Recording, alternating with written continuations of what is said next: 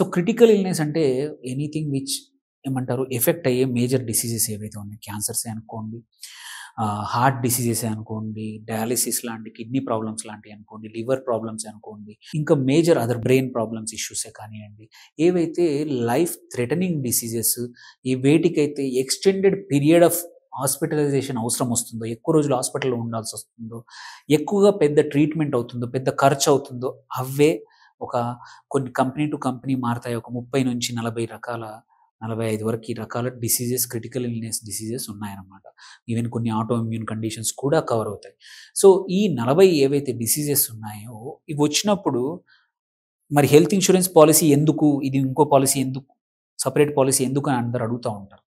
Health insurance policy వచ్చేసి ఈ treatment, ఈ డిసీజెస్‌కి ట్రీట్మెంట్‌కి కవర్ అవుతాయి. బట్ ఈ ట్రీట్మెంట్స్ యూజువల్లీ ఏంటంటే 3, 4 లక్షలు సరిపోదు. మినిమమ్ ఒక 5-50 లక్షల వరకు ఖర్చయ్యే ప్రాబ్లమ్స్ ఈ డిసీజెస్. ఇవి అందరికీ రాకపోవచ్చు. వచ్చినప్పుడు మాత్రం చాలా ఇబ్బందులు పెడతాయి. మన హెల్త్ ఇన్స్యూరెన్స్ పాలిసీ ఎగ్జాస్ట్ అయ్యే అవకాశాలున్నాయి. చేతి నుంచి డబ్బులు పడాల్సిన అవసరం వస్తుంది.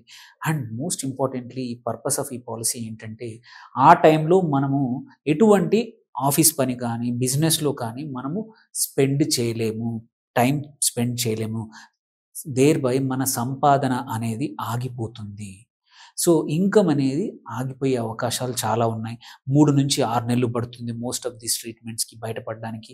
మళ్ళీ నార్మల్ అయ్యి వర్క్ చేసుకోవాలంటే తక్కువలో తక్కువ 6 నెలలు పడుతుంది.